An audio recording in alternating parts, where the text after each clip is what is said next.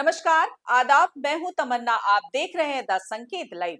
आज की कहानी एक ऐसी हत्या की है जिसमें ना कोई गवाह था, ना ही कोई सीसीटीवी और ना ही कोई चिल्लाहट सुनी गई।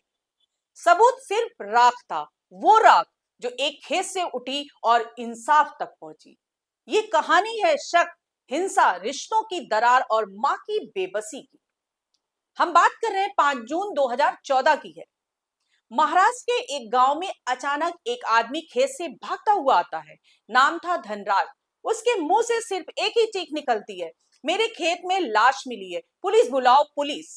गांव वालों में हड़कंप मच गया। लोग दौड़ते हुए पहुंचे और किसी ने अरोली थाने में फोन भी कर दिया। साहब, नवर गांव में जली हुई लाश मिली है। कॉल मिलते ही एडिशनल पुलिस इंस्पेक्टर अरुण गुरमुले अपनी टीम के साथ मौके पर पहुंचे।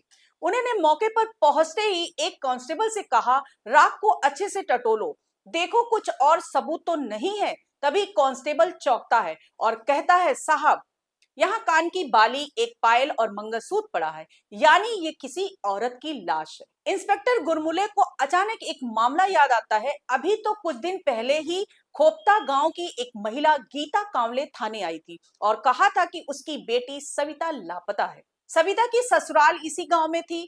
इंस्पेक्टर ने अपनी जेब से एक फोटो निकाला और गांव वालों से पूछा, इन लोगों को पहचानते हो? गांव का एक आदमी तुरंत बोल पड़ा, साहब, ये तो विवेक पालटकर और उसकी बीवी है। पुलिस तुरंत विवेक के घर की ओर बढ़ती है और दरवाजा बंद मिलता है। खटखटाने पर अंदर से आवाज आती है, विवेक घर पर नहीं है, बाद में आओ। इंस्पेक्टर गुस्से में कहते हैं, बाहर पुलिस खड़ी है, दरवाजा खोलो। विवेक की मां डरते डरते दरवाजा खोलती है। इंस्पेक्टर गहने दिखाते हैं और सवाल करते हैं, ये गहने पहचानती हो? क्या ये तुम्हारी बहू के है? जवाब आता है, नहीं साहब, ये उसके नहीं है। फिर पूछा जाता है, सविता कहाँ है?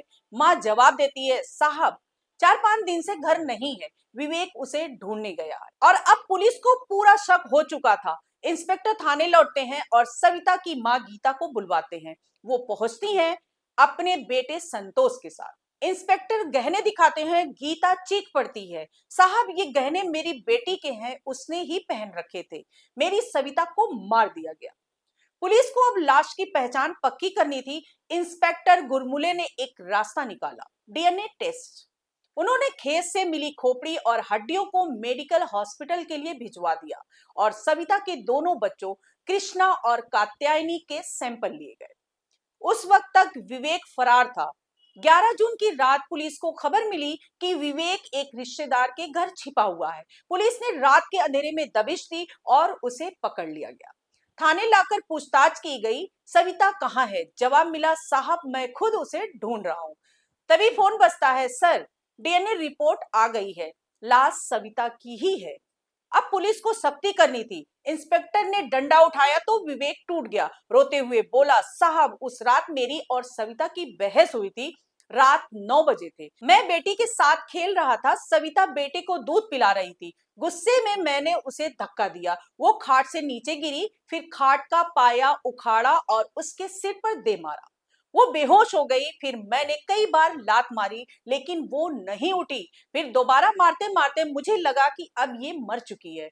पूछने पर उसने कहा, साहब, लाश को दरवाजे के पीछे ले गया, बच्चों को माँ के पास सुला दिया, फिर खेत की ओर निकल पड़ा। धनराज के खेत में पुआल का ढेर पड़ा था, वहीं लाश फेंकी, सिगरेट जलाया, फिर माचिस फेंकी और आग लगा दी। 3 घंटे वहीं बैठा रहा और जब सब कुछ जल गया तो चुपचाप घर लौट आया।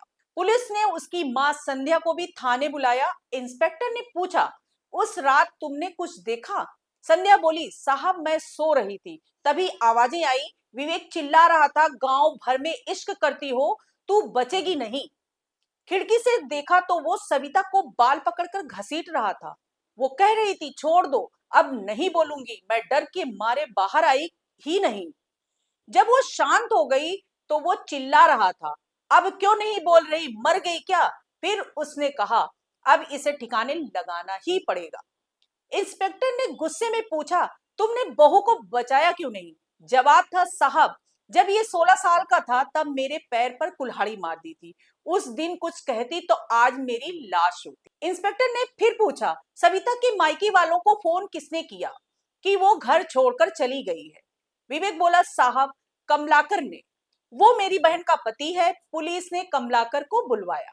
उसने कबूला, साहब मर्डर हो चुका था, तब विवेक ने मुझे बुलाया। उसने कहा फोन करके बोल दे कि सविता चली गई है। मैं डरा हुआ वैसा ही किया। अब पुलिस के पास सब कुछ था, कबूलनामा, डीएनए रिपोर्ट, खून से सने कपड़े, खाट का पाया, माँ और जीजा के बयान। 19 नवंबर 2014 को पुलिस ने कोर्ट में चार्जशीट दाखिल की। 1 साल 21 दिन तक केस चला। कोर्ट ने कहा 14 गवाह, डीएनए सबूत, 28 से ज्यादा डॉक्यूमेंट्स सब साबित करते हैं कि कत्ल विवेक ने ही किया है। उसे उम्र कैद की सजा सुनाई गई। लेकिन इस कहानी का अंत यहां नहीं हुआ।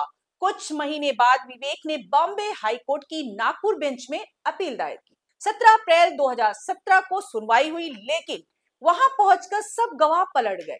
कोर्ट ने कहा ना कोई चश्मदीद, ना मौके की सुरक्षा, ना फॉरेंसिक पंचनामा पेश किया गया। ना कोई चश्मदीद, ना मौके की सुरक्षा, ना फॉरेंसिक पंचनामा पेश किया गया। संदेह का लाभ देते हुए विवेक को बरी कर दिया गया और कुछ ही महीनों बाद एक और रात आई। हमारे भाई ने और हमारी भाभी ने बोले छोटे छोटे बच्चे हैं, इसके लिए कुछ करो, इसके कैसे से बाहर लाओ।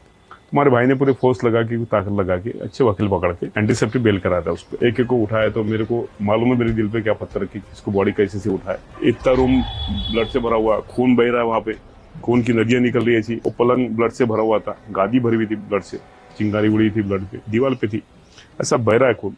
वो उठा रहा उसको मैं। ये सारी चीजें बहुत दर्दनाक थी और उस टाइम पे हम भूल नहीं सकता। बेल करने के बाद उसको नौकरी दिलाया, उसके बच्चे खुद पाल रहा, जिसका परिवार वो बचा रहा, उसी को खत्म कर रहे। ऐसे भाई के ऊपर कोई बहन विश्वास अभी नहीं करेगी। इन लोगों को 5 लोगों का एट ए टाइम में ब्रूटली मर्डर कर रहा है। मुझे भी वो खाना खाते टाइम थोड़ा कभी कभी नहीं खा पाता था, मुझे याद आ जाते थे। उसी टाइम में सोचा था कि ये बंदे को फांसी मिलना चाहिए, नहीं तो फिर अपना जो एक्सपीरियंस है एज ए पुलिस ऑफिसर वो कुछ काम का नहीं है। ये चैलेंज था मेरे लिए। सबसे की विटनेस और स्टार विटनेस जो थे वो इसकी बेटी और मृत उसके बहन की बेटी। कोर्ट रिकॉर्ड कर रहा था, हम लोग कोर्ट में थे, प्रोसीडिंग कैमरा थी उस दिन, सारे कोर्ट के दरवाजे बंद करके 2 बच्चियों का बयान लिया गया।